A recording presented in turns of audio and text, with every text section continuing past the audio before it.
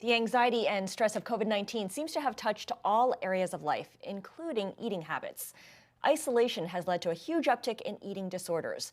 The National Eating Disorders Association has seen a 70% increase in calls to their hotline. So joining us now to shed more light on this is Lauren Smolar from the NEDA. Lauren, thank you for joining us. Tell us a little bit more about some of the disturbing trends that you've observed with eating disorder rates during this pandemic. Thanks for having me. We've really seen a rise in our helpline in particular. People are reaching out for help in numbers that we have not seen before this. And we've seen that rise take place and continue on since March, really since the country had the pandemic reach us and people were in need of support in new and different ways than they had before. We've seen people who are reaching out because their treatment options, which they had before, were no longer accessible. We've also seen people who are reaching out because they have seen symptoms and concerning behaviors arise in themselves that they have not had to deal with previously. We've seen as well people looking out for additional support options because their previous network or community was no longer available. Based on what you've seen, are these new disorders, people who are lapsing, or are these situations where they were kind of on the mend and, like you said, they don't have access to the services that they were relying on? From what we've seen, it's been a little bit of everything. We've really seen that people are in need of support. We know eating disorders thrive in isolation, and unfortunately, this pandemic has made things really isolating for many people. So the sense of community that is so necessary for success in pursuing recovery from an eating disorder all across the areas of different recovery is really something that people are in need of and have been reaching out for additional support options for. A lot of people might think, Lauren, that eating disorders would decrease or be less of an issue with so many young people moving home and living with their parents, surrounded by family. That doesn't appear to be the case. Why do you think that is?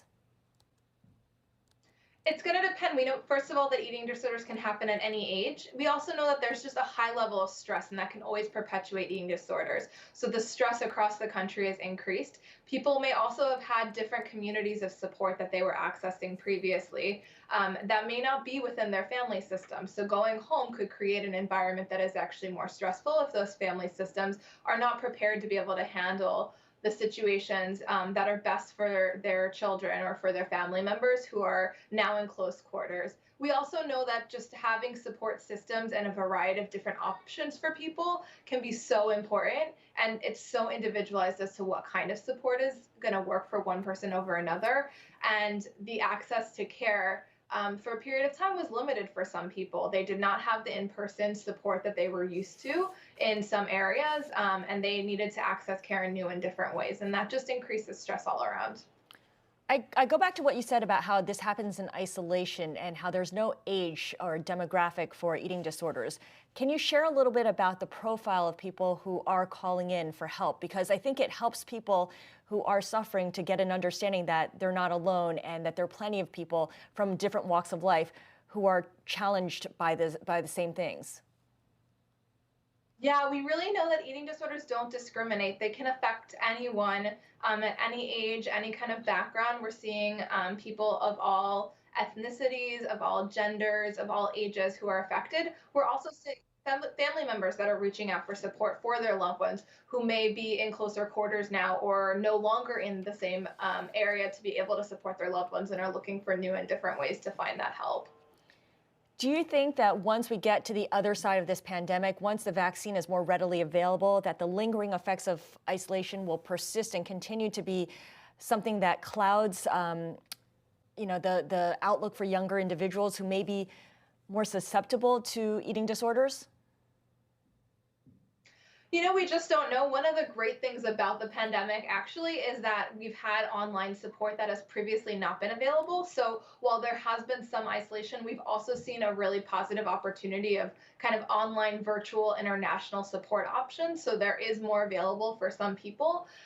It's hard to know what it's going to look like after things go back to a different way of life than they are right now. We're certainly optimistic that people will have even more support options and will be able to find the best care available for them. Finally, Lauren, what can folks be on the lookout for to make sure that their loved ones, their family, their friends are safe in not developing unhealthy eating habits? Yeah, I think if you're concerned about an individual or a family member, a loved one of any kind, if you're seeing anything concerning any changes in behaviors or attitudes surrounding food or body image, then don't hesitate to reach out for help. The NEDA helpline is an amazing resource for you or your loved one to access support and just start that conversation. And we do have tools to be able to support you with opening that conversation up with your loved one as well.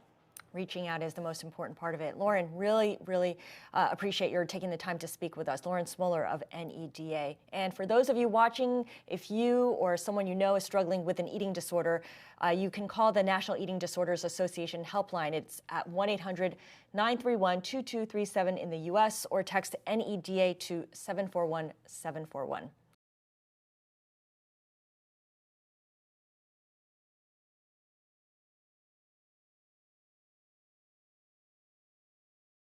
The biggest stories the moment they happen from around the globe. Subscribe to Bloomberg Quicktake now for insight in an instant.